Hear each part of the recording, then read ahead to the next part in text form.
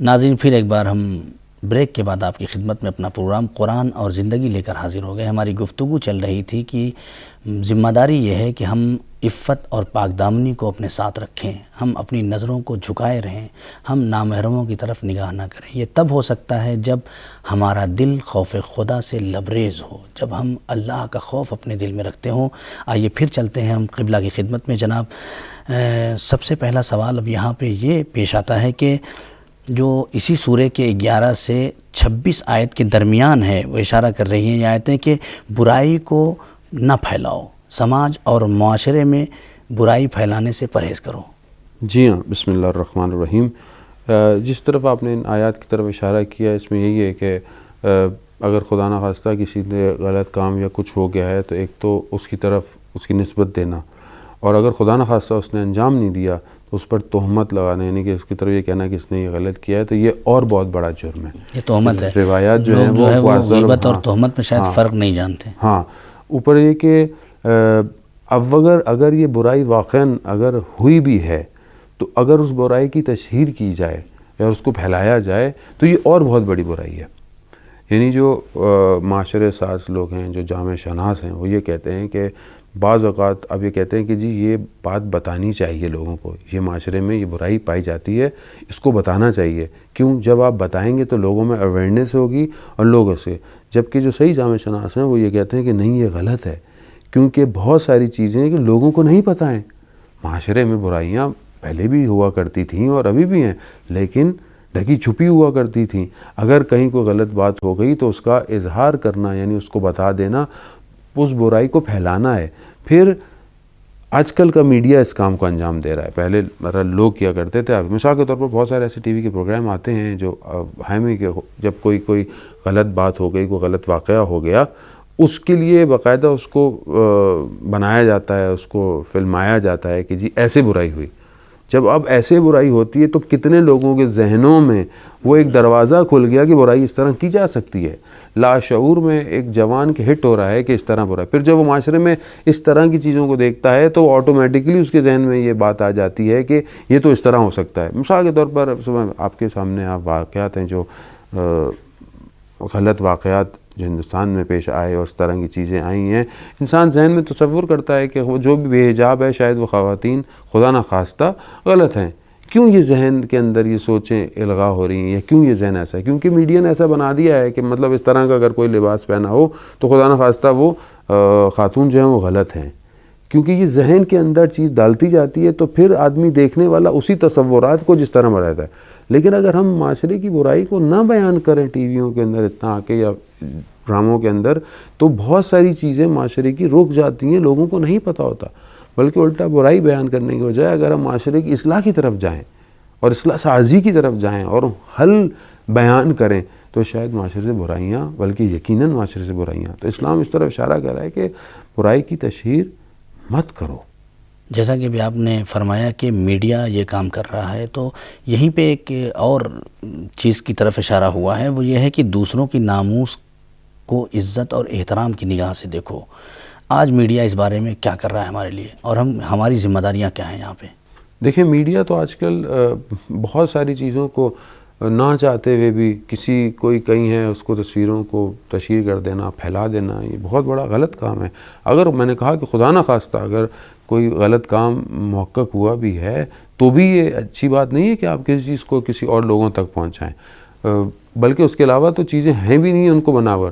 جہاں تک آپ نے کہا کہ کسی کی ناموس، اور دیکھیں حریم آیت کے اندر بھی ہے کہ اگر کسی کے گھر میں کسی کی چار دیواری میں داخل ہو رہے ہو تو بغیر اجازت کے مت جاؤ، کیونکہ کسی کے گھر کے وہ ایک چار دیواری ہے۔ لیکن آج افسوس کے ساتھ یہ کہنا پڑ رہا ہے کہ وہ جو چار دیواری تھی وہ ختم ہو گئی ہے۔ آج لوگوں کو پہلے نہیں پتہ ہوتا تھا، آج وہی خواتین جو گھروں میں باحجاب اور سب کچھ تھیں، آج وہ سب کچھ انہوں نے اپنا فیس بک کے اوپر اور اس طرح کی جو بھی میڈیا، سوشل میڈیا، اس کے اوپر ڈال دیا ہے۔ یعنی گھروں کی دیواریں گر کر اب فیس بک کی دیوار رہ گئی ہے کہ جس کے اوپر سب کچھ آ گیا ہے۔ اب آپ نہیں جانتے تھے بہت سارے لوگوں کو، لیکن لوگ یہ سمجھتے ہیں کہ شاید نہیں یہ تو پرائیویٹ ہے، یا مطلب ہمارے صرف لوگ، ایسا نہیں ہے. ایک چیز جو بنائی گئی ہے وہ کیسے پرائیویٹ، نہ آپ سے وہ پیسے لیتے ہیں، نہ آپ سے وہ جگہ کے پیسے لیتے ہیں، نہ اسٹوریج کے پیسے لیتے ہیں، اور کئی ملین تصویریں پر ڈے اپلوڈ ہوتی ہیں. آخر کوئی تو جگہ دے رہا ہے ان کو، تو کون دے رہا ہے؟ اس کو وہ غلط استعمال کر رہے ہیں، غلط استفادہ ہوتا ہے، اور اس سے کتنا معاشرے کے اندر فساد پیدا ہوا ہے، کتنی مشکلات ہوئی ہیں خاص طور پہ متدین گھرانوں کے اندر. تو آج حدود وہ نہیں حدود رہا کہ کوئی کسی کے گھر کے اندر داخل ہو، آج یہ خود حدود ہے کہ میں کسی کے آئی ڈی کے اندر، کسی کے اندر تجسس پیدا کروں اور اندر داخل ہوں. ٹھیک ہے، دوسری طرف بھی اپنے آپ کو روکنا چاہیے، لیکن اگر میں ایک طرف ہوں تو میری بھی ذمہ داری بنتی ہے کہ میں کم از کم اپنی عفت اور پاک دامنی کو بچاؤں، اپنی آنکھوں کو پاک رکھوں. دیکھیں کیسے ممکن ہے کہ اگر میری آنکھیں پاک نہ ہوں تو میں نماز میں خدا کے لیے گریا کروں گا، اگر یہ آنکھیں پاک نہ ہوں تو میں کس طرح اپنے وقت کے امام کو دیکھوں گا. یعنی یہ خود میرے اپنے لیے مہم ہے.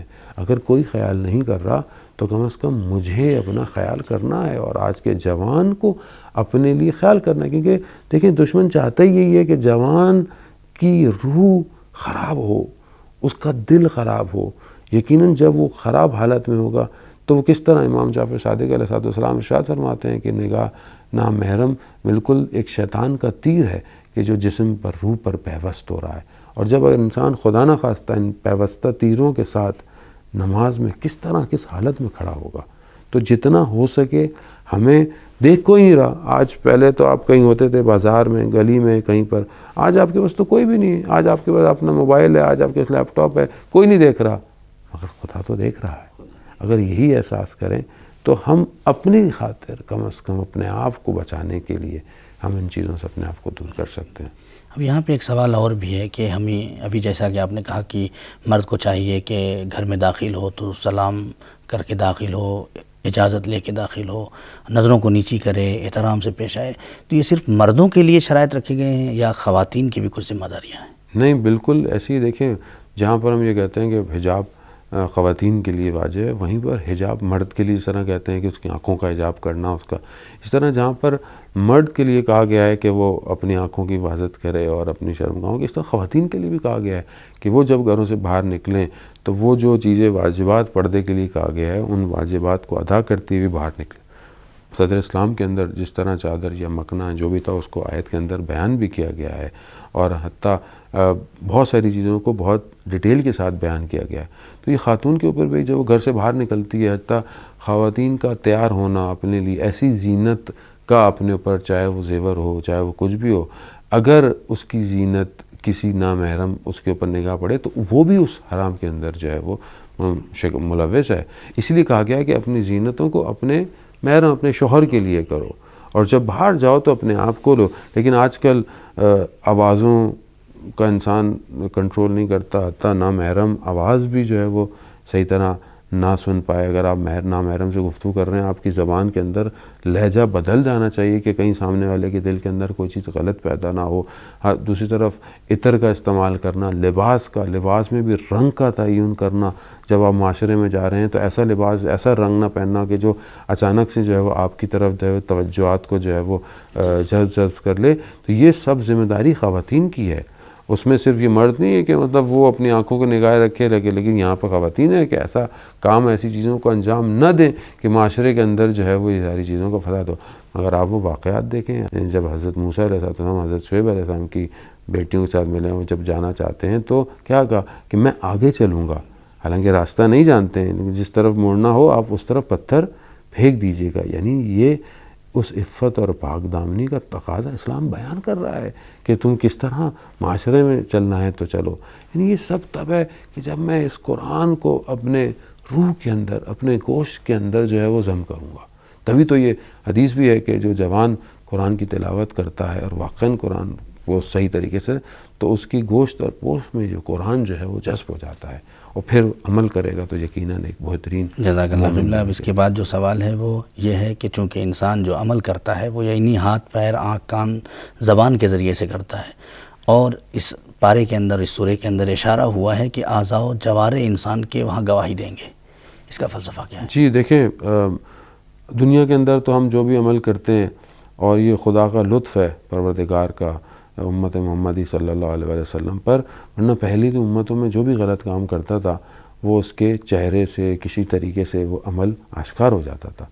یہ پروردگار نے ہمارے اوپر کرم کیا ہے کہ ہم غلط کام خدا نہ کرے ہم سے سرزد ہو جائے تو ہم آشکار نہیں ہو پاتا، یعنی پروردگار نے ہمارے اوپر ان کو حجاب کو اس چیز کو چھپا کے رکھا ہوا ہے، اور یہی صفت پروردگار کی ایسی ہے کہ جو مومنین کے اندر بھی ہونی چاہیے کہ انسان دوسروں کے عیبوں کو چھپا کے رکھے۔ مگر روز قیامت میں ہر وہ چیز، کیونکہ ہر چیز اس وقت اپنے خالق حقیقی کے سامنے جواب دے، اعضاء و جوارح کہ آج ہمارے کنٹرول میں ہے، آج ہم ان کو اپنے کنٹرول میں ہے کہ میں ہاتھ سے چوری کروں، میں کسی کا آنکھ سے خدا نہ خواستہ کہیں غلط جگہ دیکھوں، زبان سے کوئی بات کر کے کسی کا دل دکھاؤں، کان سے کوئی چیز، قدم جو ہے وہ میرے کس طرف چل کے جا رہے ہیں۔ روز قیامت میں یہ سب گواہی دیں گے، میرے اختیار سے باہر، میرے اختیار سے باہر ہوں گے، میرے خلاف۔ یعنی اگر تو میں نے خدا نہ خواستہ، اس لیے کہا گیا کہ نعمت کا شکر نعمت سے صحیح استفادہ ہے۔ آنکھ نعمت ہے تو صحیح استفادہ کیا ہے؟ جو حلال چیزوں کو دیکھو، ہاتھ ہے صحیح طرح، تو روز قیامت میں انہوں نے جواب دینا ہے۔ اور وہ روز قیامت میں یہ نہیں ہوگا کہ مطلب میں ان کو کہوں گا کہ نہیں، یہ سب کہیں گے یہ ہمیں یہاں لے کے گیا، یہ ہمیں اس نے ہاتھ سے یہ کیا، اس نے آنکھ سے یہ دیکھا، اس نے زبان سے یہ ساری باتیں کی ہیں۔ اس لیے مناجات شبانیہ کے اندر آگا جب ہم فراز کو دیکھیں کہ پروردگار دنیا میں تو نے مجھ پہ لطف کیا اور مجھ پہ حجاب رکھا، میں آخرت میں تیری پردہ پوشی کا زیادہ محتاج ہوں، کیونکہ آخرت میں تو ہر چیز کھلی ہوئی ہوگی، کسی کے سامنے، کس کے سامنے، وہاں پہ تو سب کے سامنے آیا جائے گا۔ آج تو لوگ مجھے بہت اچھا کہتے ہیں اور میں بھی لوگوں کے سامنے بہت اچھا ہوں، نہ جانے میں اپنی خلوت میں کیسا ہوں۔ اور روز قیامت تو ہر چیز آشکار ہو جائے گی، تو وہاں زیادہ پردہ پوشی کی ضرورت ہے۔ اسی لیے ہم پروردگار سے یہ دعا کرتے ہیں کہ پروردگار، انسان خطا کار ہے، غلط ہے، لیکن اگر خدا نے ہم پر لطف اور کرم نہیں کیا تو کوئی نہیں ہے، اگر وہ ہمیں نہ بخشے تو کوئی دنیا کا ایسی لائبریری، ایسی لیبارٹری کے اندر کوئی ایسا نمونہ نہیں ہے کہ جو گناہوں کو صاف کر سکے، کوئی ایسا پرٹیکولر ایسا کوئی کیمیکل نہیں ہے جو گناہوں کو صاف کر سکے سوائے اس کے عفو کے۔ اور یہی کمال ہے کہ پروردگار کا عفو ہی ہمارے اعمال کو کمال پہ پہنچا سکتا ہے، کیونکہ اس میں نقص پایا جاتا ہے۔ شکر ہے پروردگار کا کہ ماہ مبارک رمضان ہے اور ہم قرآن کی باتیں کر رہے ہیں اور چند ایام باقی ہیں، لہٰذا ضروری ہے کہ ہم اپنے آپ کو پروردگار کی بارگاہ میں لے جائیں اور استغفار کریں تاکہ پروردگار ہمارے گناہوں کو معاف کر دے۔ اب ایک سوال یہاں پہ بہت ہی اہم سوال ہے جو ہمارے معاشرے کے لیے ہے، وہ اہم سوال یہ ہے کہ آج ہمارا معاشرہ، ہمارا نوجوان پیسوں کے نہ ہونے کی وجہ سے، دولت کے نہ ہونے کی وجہ سے یا رزق کے نہ ہونے کی وجہ سے شادی نہیں کر رہا ہے۔ عمریں نکلتی جا رہی ہیں، انسان ایک ایج تک پہنچ گیا ہے لیکن اس ڈر سے شادی نہیں کر رہا ہے کہ میرے پاس پیسے نہیں ہیں۔ کیا اسلام اس طرح سے شادی سے رکنے کے لیے اجازت دیتا ہے؟ دیکھیں، اسی صورت میں ایک بہت امپورٹنٹ موضوع ہے کہ جن کی شادیاں نہیں ہیں وہ آپس میں یعنی شادی کریں، اور آیت جو ہے وہ اس کے اندر جو ہے وہ سورہ نور کی 32 سے 33 تک غالباً ہے کہ پروردگار نے یہی کہا ہے کہ مرد اور عورتیں جو بھی تمہارے میں درمیان جن کی مطلب شادی نہیں ہوئی یا جن کا ابھی زواج نہیں ہے وہ آپس میں نکاح کریں۔ پروردگار فضل و کرم کرنے والا، جو اہم نقطہ ہے مفہوم اس آیت کا، وہ پروردگار فضل و کرم کرنے والا ہے۔ وہیں پر حدیث ہے رسول خدا محمد مصطفیٰ صلی اللہ علیہ وسلم کی کہ اگر کوئی شخص تنگ دستی کی وجہ سے یا اس وجہ سے کہ خوف کی وجہ سے کہ شادی نہیں کرتا، یعنی وہ پروردگار کے اوپر ایک صحیح گمان نہیں کر رہا۔ یعنی جب پروردگار کہہ رہا ہے کہ میں فضل و کرم کر رہا ہوں تو پھر میں اپنے چیزوں کے اوپر کیوں ڈیپینڈنٹ ہوں؟ یعنی اللہ کو رازق صحیح نہیں سمجھ۔ ہاں، اللہ کو رازق نہیں، جب پروردگار کہہ رہا ہے تو ہمیں یہ معاشرے کے اندر، ہم شاید پہلے بھی کسی پروگرام کے میں اس طرف اشارہ بھی کر چکے ہیں کہ ہمیں کوشش اور ہمیں ایسی چیزوں کو معاشرے میں فراہم کرنا چاہیے، اس کلچر کو ہمیں بنانا چاہیے کہ جب بلاغت بلوغ ہو جائیں اور جب ایک ایج تک پہنچ جائیں تو ہم ان مراحل کو آسان کریں شادی کا۔ یعنی ظاہر قرآنی باتیں ہیں اور اسلامی باتیں ہیں، ہم بات تو کرتے ہیں اور ہر جگہ جس کے سامنے بات کریں کوئی انکار بھی نہیں کرے گا اس بات، لیکن عمل کے وقت پر ہر کوئی پیچھے ہو جاتا ہے۔ کیوں ہو جاتا ہے؟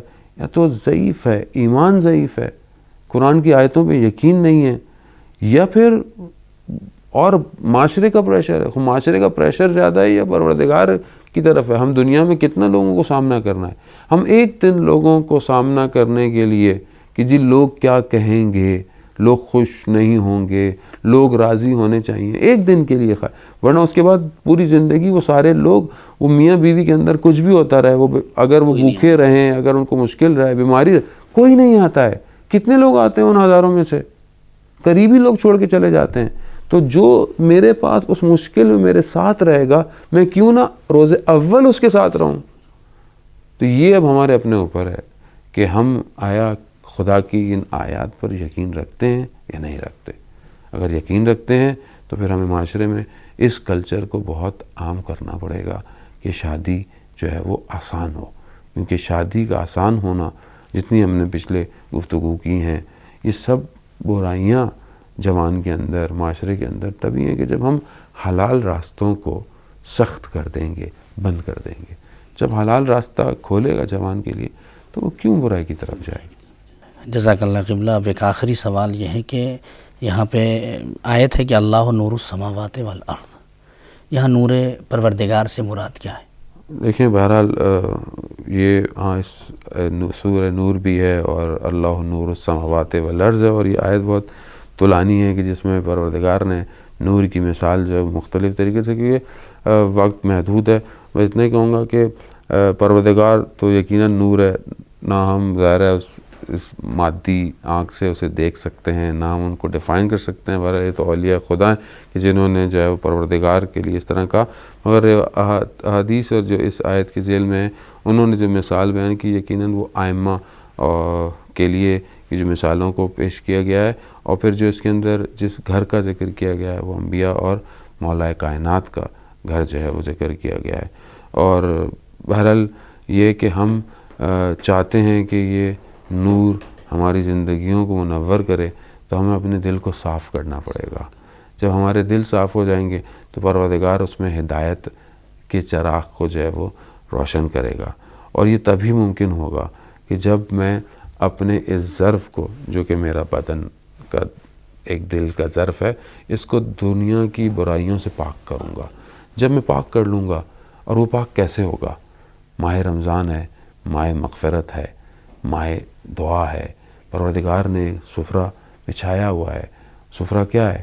دسترخوان کہ جس پر الگ الگ کھانے کی چیزیں ہیں. اور شب قدر کی بھی جو وہ ایام ہیں, آج کی جو رات ہے وہ شب قدر کی طاق راتوں میں سے ایک رات ہے. تو آیت اللہ جوادی عاملی حفظ اللہ فرماتے ہیں کہ یہ جو ہم دعا کرتے ہیں شب قدر میں, عبادت کرتے ہیں پروردگار جنت عطا کر, کہ تو یہ تو سب وہ ہے جو جب دسترخوان اٹھایا جائے تو جو ٹکڑے ٹکڑے سے گر جاتے ہیں, یہ تو وہ ہے. اصل دسترخوان تو یہ ہے کہ ہم اس شب میں اس طرح اپنے آپ کو تیار کریں کہ روز قیامت میں ہم 100 لوگوں کو جنت میں لے کے جائیں گے. یعنی ابھی تو ہم صرف اپنی جنت کے لیے پریشان ہیں. اصل شب قدر یہ ہے کہ ہم اپنے آپ کو اس قابل کریں اتنی عبادت کے اندر جس طرح کہا گیا ہے اس طرح, تاکہ ہم 100 لوگوں کو لے کر جائیں. اور ایسے لوگ دنیا میں ہمارے سامنے جوان گزرے. کئی شہداء ایسے تھے کہ جن کے بارے میں یہی کہا گیا کہ روز قیامت روز تاریکی ہے, اندھیرا ہے, اور وہاں پہ روشنی نہیں ہے, مگر کچھ لوگ ایسے ہوں گے کہ جن کے بدن سے نور نکلے گا, اور اس نور کی روشنی میں بہت سارے لوگ اس قیامت کا راستہ طے کریں گے. اور یہ 32 سال کے جوان نے آخر اپنی زندگی میں آخر ایسی کون سی عبادت کی, کون سی بندگی کی کہ آج وہ اس قابل ہو گیا کہ وہ وہاں تک. تو وہ یہی ہے, یہ جو نور ہے اس نور کو اپنی زندگی میں شامل کیا. جب یہ نور زندگی میں شامل ہو جائے گا تو اس کے ہر عمل, ہر ہدف, ہر عبادت, ہر چیز میں ہوگا, اور پھر روز قیامت میں وہ نور ظہور کرے گا. قبلہ بہت بہت شکریہ. بہت ہی اچھے انداز سے اور بہت ہی مفید گفتگو آپ نے اس پارے کے تعارف کے سلسلے میں ہمارے ناظرین کی خدمت میں پیش کیا. ہمارا وقت تمام ہوتا ہے. ناظرین, ہمارے پروگرام کا وقت تمام ہوا. انشاءاللہ پھر ہم ایک نئے پارے کا تعارف آپ کی خدمت میں لے کے حاضر ہوں گے. خدا حافظ. فی امان اللہ.